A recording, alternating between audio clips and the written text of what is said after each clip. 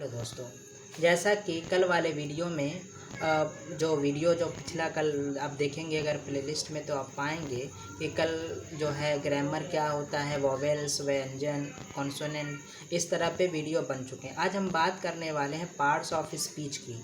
तो ये बात सबको पता है कि कितने पार्ट्स ऑफ स्पीच होते हैं। अगर आप इस वीडियो को देख रहे हैं तो आप एक पेन और कॉपी लेकर के बैठें।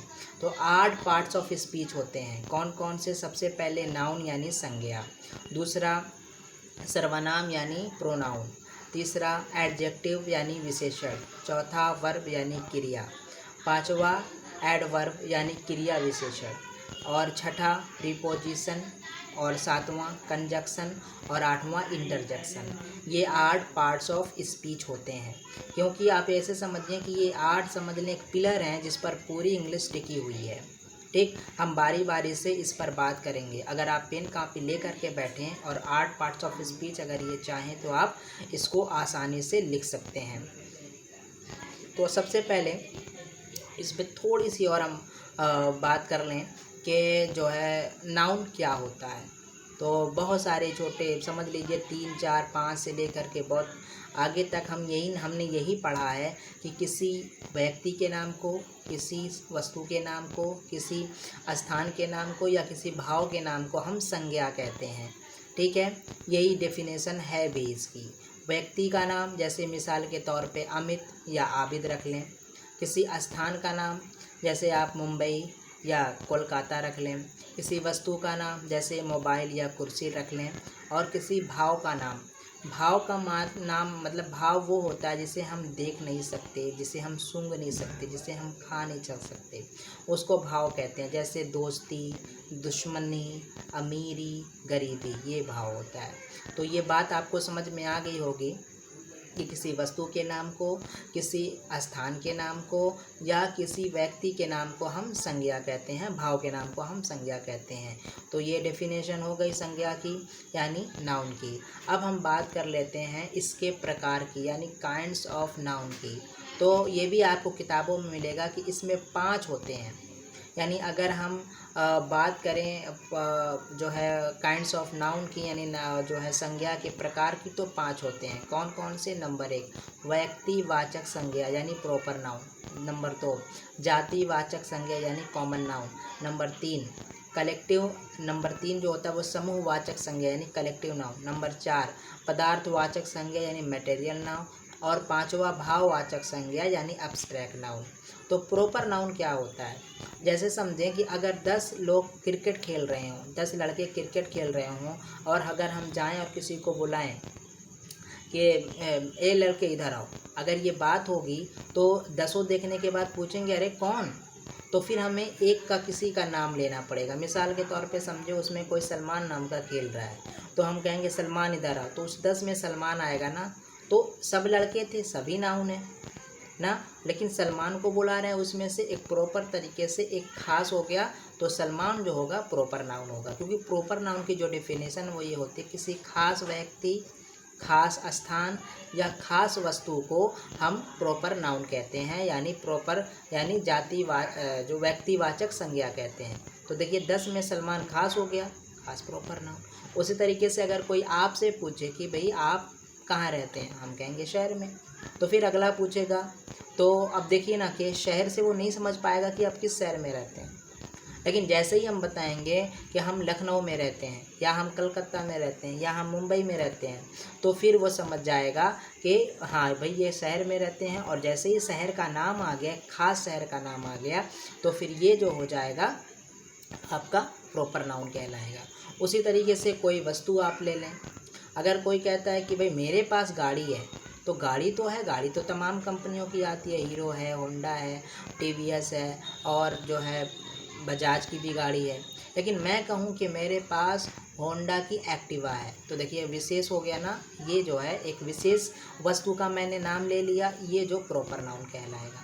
तो प्रॉपर नाउन उम्मीद है समझ में आ गया होगा। अब हम दूसरी बात करते हैं जो है जातिवाचक संज्ञा यानी जो है कॉमन नाउन की। तो फिर उसी मिसाल पे हम आते, जैसे 10 लड़के क्रिकेट खेल रहे हैं, तो सब जो है कॉमन, सब में ये बात है कि सब लड़के हैं, तो ये जो हो जाएगा ये कॉमन नाउन होगा।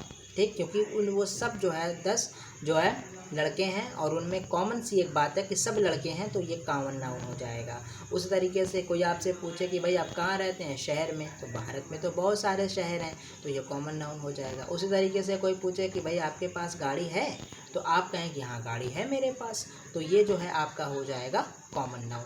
तो कॉमन नाउन की परिभाषा ये है कि एक जाति के सभी व्यक्तियों, वस्तुओं और स्थानों के नाम को हम जातिवाचक संज्ञा कहते हैं। दो समझ में आ गया। अब आते हैं हम जो है समूहवाचक संज्ञा को। तो समूहवाचक संज्ञा की जो डेफिनेशन है वो ये कि एक समूह के सभी व्यक्तियों, वस्तुओं और स्थानों की को हम जो है स्थानों को हम समूहवाचक संज्ञा कहते हैं। तो समझ में आया कि एक जाति के सभी जो है एक समूह के सभी व्यक्तियों, वस्तुओं और स्थानों को हम संज्ञा जो है समूहवाचक संज्ञा कहते हैं, यानी कलेक्टिव नाउन कहते हैं। तो अब इसकी डेफिनेशन, इसकी जो एग्जांपल आप ऐसे समझें कि जैसे भीड़। अब भीड़ अगर कोई कहता है तो भीड़ में क्या होगा, जाहिर है कि भीड़ मर्द और औरत, मेल और फीमेल दोनों से बनते हैं, तो ये एक समूह हो गए, यानी व्यक्तियों का एक समूह हो गया। इसको हम कहेंगे जो है कलेक्टिव नाउन। नंबर 2 पे आ जाए, टीचर। तो देखिए टीचर का जो यूज होता है वो एक जो है लेडीज़ पे भी होता है, जेंट्स पे भी होता है, तो ये जो टीचर होगा ये कलेक्टिव नाउन होगा। उस तरीके से पुलिस में भी लेडीज़ और जेंट्स दोनों पे यूज किया जाता है, कलेक्टिव नाउन। उसी तरीके से स्टूडेंट, दोनों पे, लड़की लड़का दोनों पे यूज होता है, ये हो जाएगा। उसी तरीके से जो है सेना रख लें, यानी जो जिससे ये ना पता चल पाए, जिससे ये ना पता चले मर्द कौन औरत कौन, इसका पता ना चले, तो समझ लीजिए वो समूह है और वो जो है उससे जो है आपका कलेक्टिव नाउन कहलाएगा। तो उम्मीद है कलेक्टिव नाउन भी समझ में आएगा। अब आ गया होगा नंबर 4 पे चलते हैं, मटेरियल नाउन।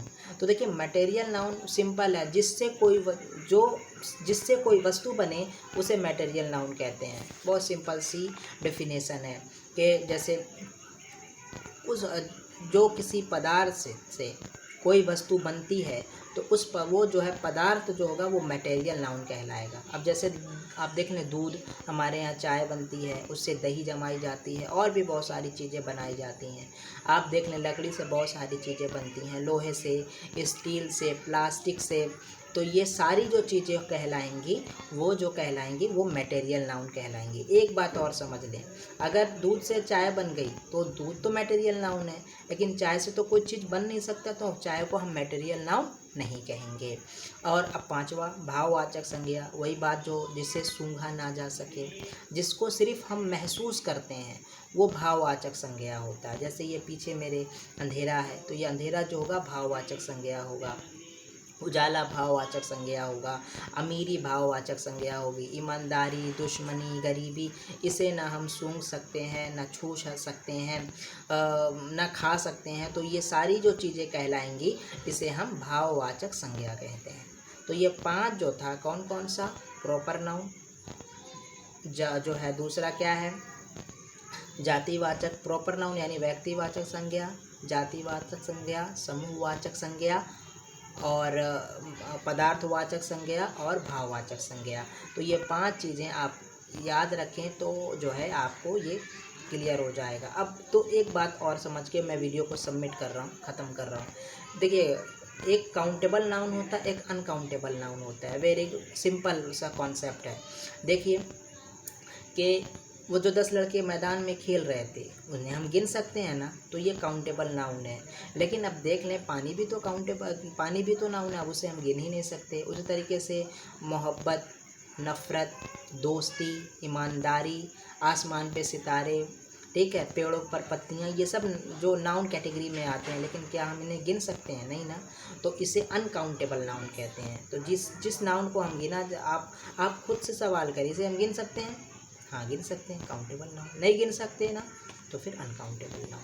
तो नाउन के बारे में जो क्या होता है, इसके प्रकार और जो है इसके बारे में जो है काउंटेबल और अनकाउंटेबल की बात भी हो गई। तो उम्मीद है ये वीडियो आपको समझ में आ गया होगा। अगर इसको देख लेते हैं, कॉपी लेके बैठेंगे तो समझ में आएगा। मेरे इस चैनल को सब्सक्राइब करना ना भूलें और हो सके तो शेयर करें। मिलते हैं नेक्स्ट वीडियो में, तब तक के लिए शुक्रिया, थैंक यू।